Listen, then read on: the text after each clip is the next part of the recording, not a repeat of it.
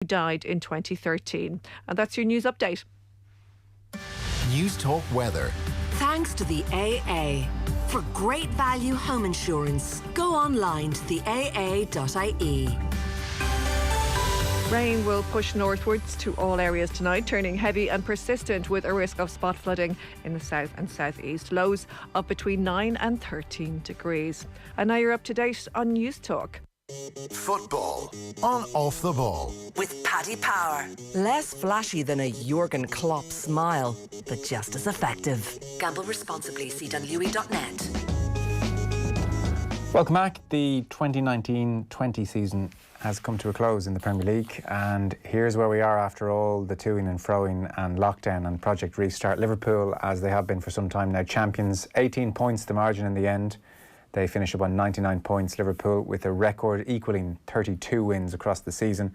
Manchester City have finished up in second. Manchester United have finished up on third, and Chelsea under Frank Lampard have finished up in fourth. So Liverpool, City, United and Chelsea all playing Champions League football next season. 4 points back, Leicester City, and then Spurs have finished up in sixth, which means it's European football for Jose Mourinho. So Leicester and Spurs will play in the Europa League. For Wolves, after all their brilliant play this season, it is seventh place. They can still make the Europa League if Chelsea beat Arsenal in the FA Cup final. Then Wolves will pick up the remaining Europa League spot, and they are still in this season's iteration of the competition. They'll be back in action in this season's Europa League come August. But from a Premier League point of view, it's Spurs who finish up in sixth, and it's Wolves who make do with seventh.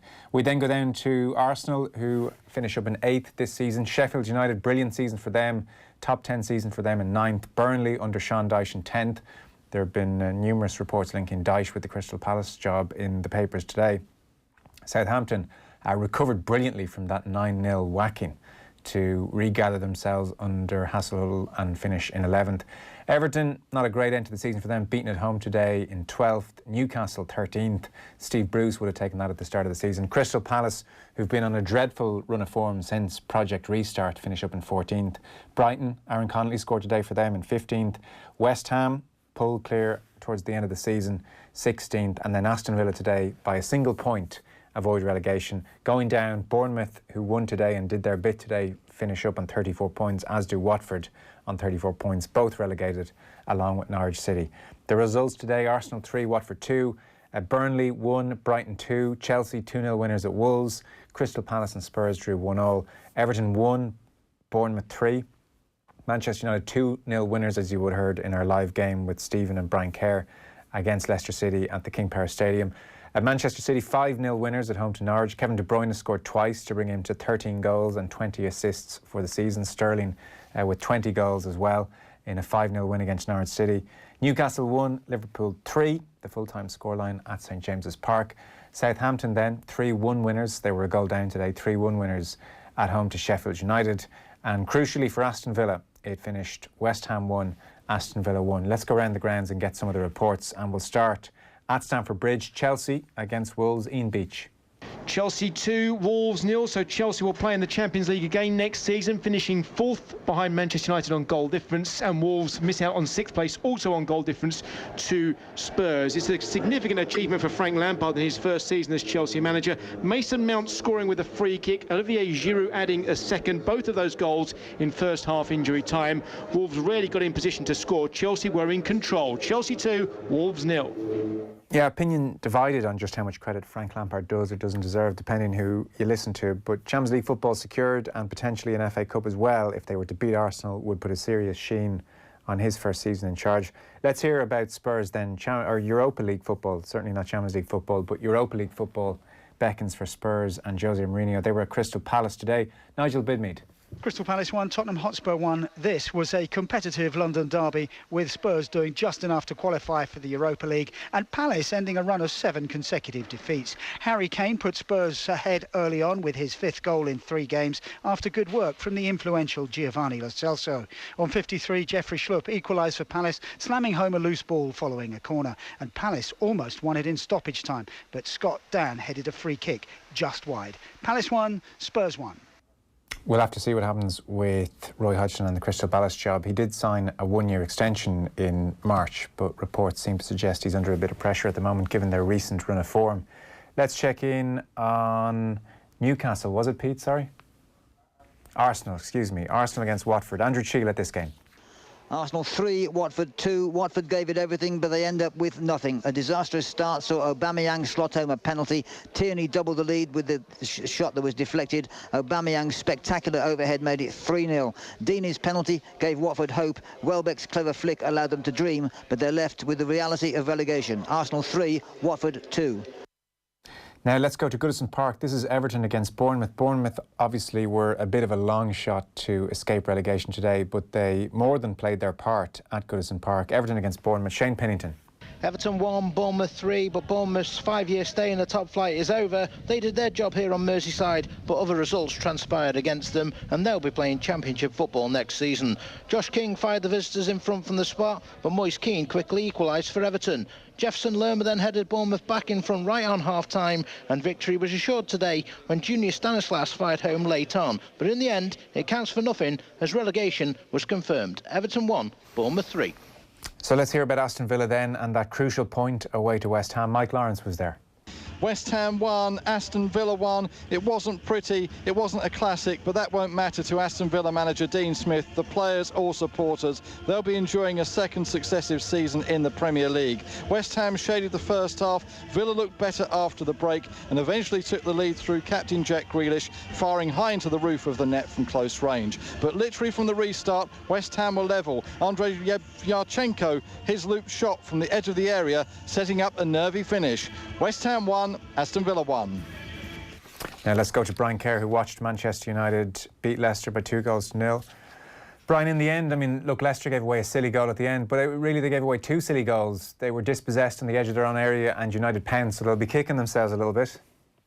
They would, but they didn't do enough in the match. I mean, I know that the two goals came fairly late on, but they didn't have too many clear-cut opportunities in the game. Mes Morgan had a great chance to equalise off the cross when it was 1-0. But in fairness to United, they kept Vardy under control, and they didn't give Leicester many opportunities. Indeed, he had one half chance in the first half with a shot from outside the box where he received it in open play. But other than that, United fairly controlled the game without being brilliant themselves. They did enough today, United. No, you wouldn't say either side got into a great rhythm or had a great spell of play. No, but Manchester United looked like the team who had the heavy ammunition that they could score a goal if they needed one. Now, I know in the second half it was a lot of cancelling out. Leicester were doing a bit better. United looked content to wait on an opportunity to come rather than make one. And then that came for him. Little challenge from Greenwood when Chowdhury tried to be too clever, just outside his own penalty area. Greenwood stole the ball, did enough to poke it into Fernandes, who was a fairly quick, sharp pass, and Martial was away, and Morgan was forced to react. Evans coming in the other side. I felt it was a penalty, and Fernandes did the stuff, and there was no real way back from Leicester then. It was too much to a mountain to climb at that stage. Yeah. Are we a fan of the Fernandes penalty kick routine? Well, I've seen them doing it now, I think, in probably 4 or 5 games. It seems to be legitimate under the rules. It's a little bit of a skip. Jorginho does something similar when he takes them for Chelsea, and there's been I think there was some law. There was something introduced in relation to the law that you couldn't do a skip on the way up, but referees seem to be ignoring it now. They say, and that's a very late one. He does the skip just as he gets the ball, so the player is fooled by that movement. The goalkeeper.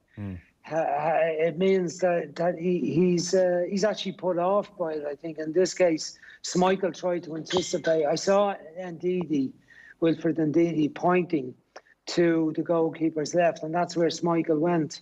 and he went early, and it was easy for Fernandes to knock it in. But he's a cool, calm customer. He's made a massive difference, and you know, Manchester United in those last 9 league games since we got restarted, they've won 6 and drawn 3. So that was real good form. Whereas on the other hand, Leicester were the one who slipped up. They got 9 points from the last 9 games, which proved not to be good enough. And if you look at the end of the table overall, Joe, you know, of the traditional top 6, or may say the most powerful and richest top 6, only Arsenal finished outside it, even though early on before the break it looked like Sheffield United, Wolves were having a great season, Sheffield United were having a great season, and Leicester were having a great season. Ultimately, at the end, Spurs got back up there, and Chelsea, Manchester United, Manchester City and Liverpool were there. Only Leicester edged out Arsenal. Wolves were edged out with the top 6 again. But they could make the Europa League spot. I'm not sure where that lies. Are they depend on Arsenal winning the cup, or they depend on winning? Yeah, or they could win the Europa League themselves, or Manchester United could win the Europa League. So they've had a very good season, but it just shows you that it's difficult to break that grip that the richest six clubs have, you know. And then at the bottom, it's kind of shown by the fact that Aston Villa escaped with just 35 points. We used to talk about 40 points being what you needed to survive. And then it went down to 37 over the last number of years. This year it's gone down to 35 because the gap at the top, Liverpool 99 points this year. Last year it was 99, 98. Wasn't it, with Manchester City and Liverpool, 98, 97, 100 points the year before that. So those couple of teams at the top are far ahead of the rest and far more consistent. And the teams at the bottom are kind of worse. That's what the table shows now, that, you know, it's hard to make the move into the top 6. But it's also the top 2 have got away in the last few seasons from everybody else. So we go on next year and speculate again. Can somebody break into that top 6? Can Wolves do it? Sheffield United, an extraordinary season, given they just came up this year, but just edged out from a European spot, it seems. And Leicester, with the 8th highest wage bill in the league, have had a very good season as well, even though it's tapered off so badly, even since December, I suppose. On Manchester United and Solskjaer, then, we began the show by saying if he could get Champions League football, it would give him an authority maybe and a platform to really kick on as Manchester United manager now, his feet under the table and a bit more authority to dictate transfer fees potentially. If Manchester United have aspirations to break some way into that top 2 as it stands, whatever about getting to number 1, but even challenging them more, what do they need and how many players do they need and where do they need them?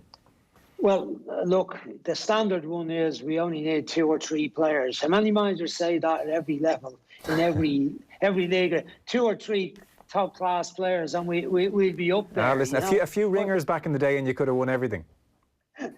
But Manchester United, it has been a fairly dramatic improvement since Fernandes came. Now, just supposing anything happened to him early next season, would they go back? Or would they go forward with what they have? He has been the catalyst for a great improvement around the rest of them. Suddenly, Matic has looked quite a competent holding midfield player, where I said earlier this season, before Christmas, I said I thought his legs were gone. He wasn't getting around quick enough. Not quick enough for the standard of Manchester United if they want to compete with Manchester City and Liverpool. But the top part of the pitch certainly does look very good at the moment. They're relying on young players, Martial, Rashford and Greenwood, and the pace of them. Davies got inched out of it. Lingard, I'd say, wouldn't have a great future at Manchester United based on recent times. The obvious bit is to say, well, the goalkeeper hasn't been reliable this season.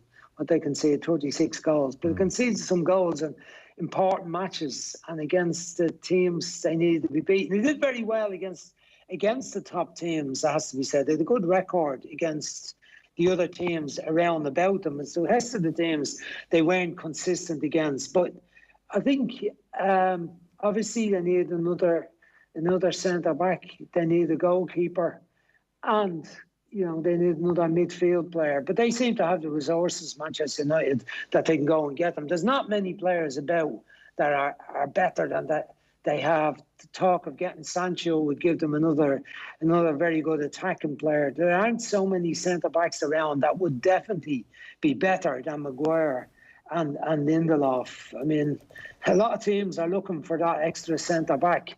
Liverpool, got their man and he made a huge difference. Maguire's a bit of criticism of Maguire that he's not been brilliant. He's not been as good as Van Dijk. But he's done all right. He's done all right, and the pairing has been reasonable. The full backs are improving. Williams is improving. Shaw is improving when he's playing, and the right back. So, can they get one or two or three? I think Manchester United can, and certainly the front part of it is very, very exciting. The name that they're being linked with, as our Man City, is Koulibaly, and there's a race on for him, and he'll cost big money, but he's probably worth it, isn't he? Yeah, well, Koulibaly has been a name been mentioned by English clubs for years, but nobody's been able to extract him from Napoli. Maybe this year, maybe this will be the year that he go. He's obviously on huge wages at Napoli that they've been able to keep him for so long. Yeah, I mean, you don't know until he goes into Manchester United situation how good he's going to be. But he's always looked a very, very competent centre-back, very, very strong, powerful, reads the game well, comfortable on the ball, all those things. But, again, it's a fine judgment, and you would hope that their recruitment and the people who are making those decisions can make a wise decision on whether it's Koulibaly or somebody else. I mean, there's been talk about, is it Diaz of Benfica as well? They've gone there before, haven't they? In getting Lindelof. I think in Portugal, you're better going for the attacking players than going for defensive players. A lot of the defensive players haven't proved to be the real deal that are taken out of the Portuguese league. But I think there's one or two others around that they obviously are assessing. I'm sure they have a long list, but what we see in the media is only speculation. I was running in and out here. I was in the main listening to yourself and Steo, but I was running outside to get something. And I overheard Gary Neville and Martin Tyler on Sky, and Neville was saying he thinks United need 5-6 players. And in particular, you mentioned Lingard. I think he was talking about that next cohort after their 11, that the starting 11 now has reached a point where it's pretty good. But who are the 4, 5, 6 names that tend to come in as the supporting cast? And at the moment it's the Lingard standard, say, whereas really what they want to be pitching at, I would presume, is a Grealish or a Sancho standard who'll come in and play 30, 40 games. That's where they need to get to next. Yeah. And I mean, Lingard played a lot of games this year and didn't score any goals. They've been waiting on something to happen for him in last year too. Igalo is hardly the answer at this stage of his career. They have a lot of good young players who I saw playing in the Europa League, and I didn't think that they were going to make the difference either. Right. The like of Galbraith and Garner, Pereira he's played a bit this year. Fred, I think, good solid player in midfield. I think Fred is probably a little bit unlucky. He was certainly improving, and he kind of got inched out himself, and McTominay have got inched out by the return of Pogba. Like, is Pogba going to stay now? Is he settled that he's happy now? He's got someone to play with. That he's not. He likes Fernandes. He seems to be going. And we're not hearing anything more from the agent that he might be gone. No, so but maybe, I'm not sure the market has the millions that they're after at the moment either. No, and the wages that he might look for, when the talk of him going back to Juventus seem to be able to pick up players from the Premier League without having to pay fees for them. They're able to pick up fellas like Moses and Young and not pay fees for them, and Eriksson and in general, Inter and Juventus seem to be able to poach players. The Italian league seems to be able to get players. on the cheap from the Premier League. So they're hardly going to spend hundreds of millions to get Pogba. So it looks like he might be there. But, you know, if Gary Neville says United need 4 or 5 top players, I will bow to Gary's knowledge about Manchester United. But I often think that he's ultra critical of them because they're not meeting the levels they were at when he was playing. At the other end today, Aston Villa survived. They will be desperate to hold on to Jack Grealish. He was, I would say, relatively non-committal after the Arsenal game when he was asked if that was his last game or not for Aston Villa at home. So we'll have to see what happens with Grealish. Watford go down, and you suspect the owners will have changed manager a few times by this time next year. Norwich are down. Bournemouth are an interesting case. Real fairy tale story. 5 years in the Premier League now. There was a 6-year journey up from League Two. You would hope that they would give Eddie Howe a chance to turn this thing around. Well, just a few quick ones on that. I think Grealish was non-committal, but was committal that he was going.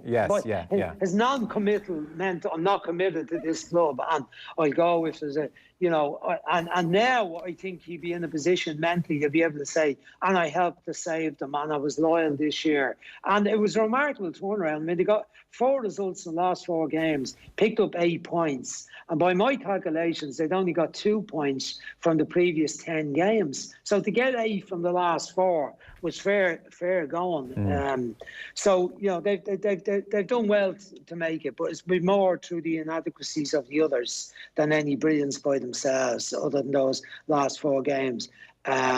Watford, shot themselves in the foot.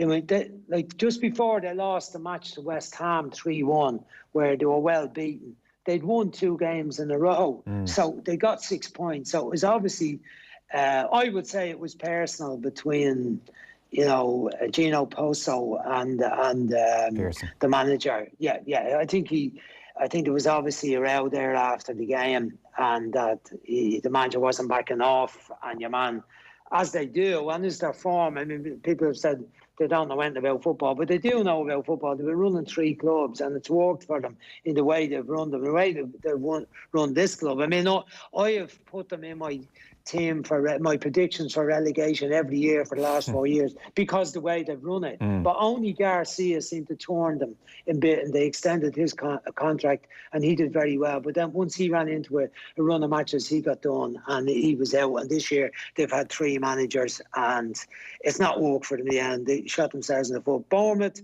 Eddie Howe, earlier in the season, I think they were up as high as 6th or 7th at one stage in December.